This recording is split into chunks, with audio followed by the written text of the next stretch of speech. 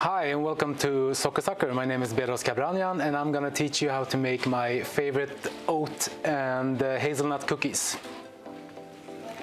So this is a pretty simple cookie to make and you don't really need a machine. You can just mix all the ingredients together, blend it, and then you make small balls without laughing and shape them into small balls that you put on the tray.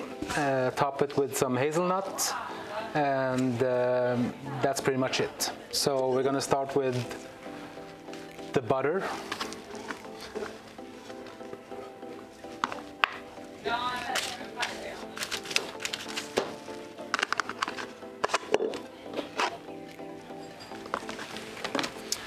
Then the sugar.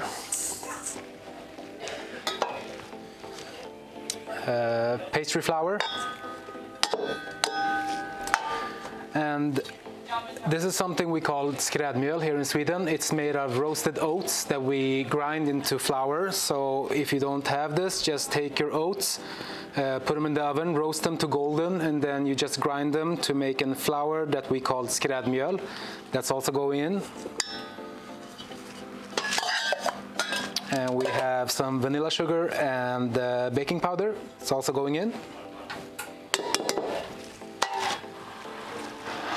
Last ingredients is hazelnuts that I also just grinded into a hazelnut flour that goes in.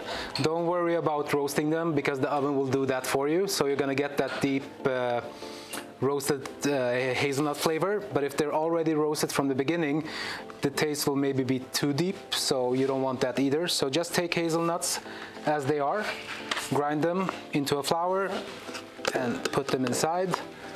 So you can mix this by hand. But if you have a fancy machine like this, you can use it too. It's a Teddy from Svebadalen. So everything goes in, and you just want to make sure that everything gets incorporated and work together. So don't over mix it, just enough for the whole dough to go together. At low speed.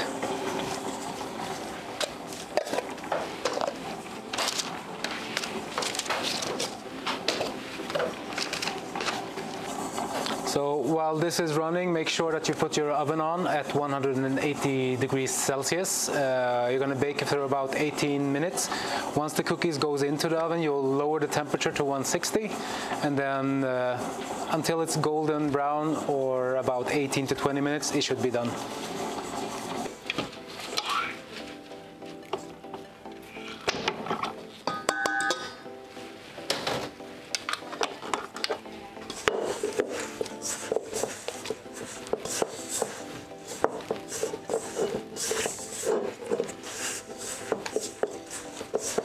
So you can already feel the smell of the hazelnut and the sugar going together. It gives you a really nice noisette smell. And then the size of these ones is up to you, but I like to have them around 30 grams. If you don't have a scale, maybe just try to make them as even as possible. Because if you mix larger cookies with smaller cookies, the smaller cookies will bake quicker and they'll get burned in the oven. So use a scale if it's possible.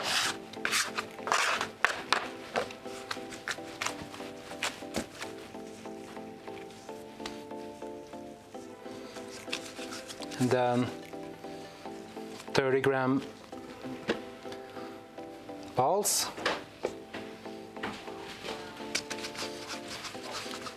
Roll them, put them on a tray, and then finish off with one whole hazelnut on top, and sprinkle some sea salt, and that's it. So one thing to think about is once you shaped all the cookies, put them in the fridge for about 10 minutes so the butter will set, because if you put them in at this room temperature, the cookies will be flatter. So if you want them to get some height, make sure that they're cold before placing them in the oven. And then finish off with some sea salt optional. You don't have to add the salt if you don't want to, but this gives it a good balance.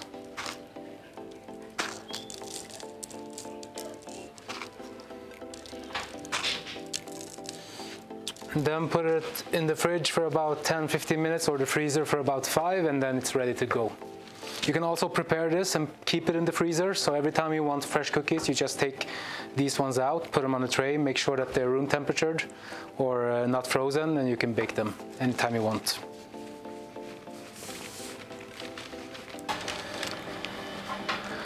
Okay, so now they've been in the freezer for about 5 minutes. They're firm, so I'm going to place them in the oven, 180 degrees, lower to 160, and open the hatch if you have one to make sure that they dry out. And then we're going to bake them for about 18 to 20 minutes.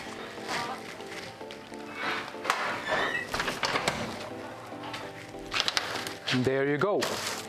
My favorite oat and hazelnut cookies with a sprinkle of sea salt.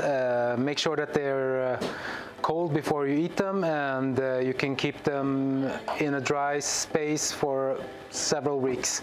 Contain them in a jar and enjoy one whenever you want one. Thank you.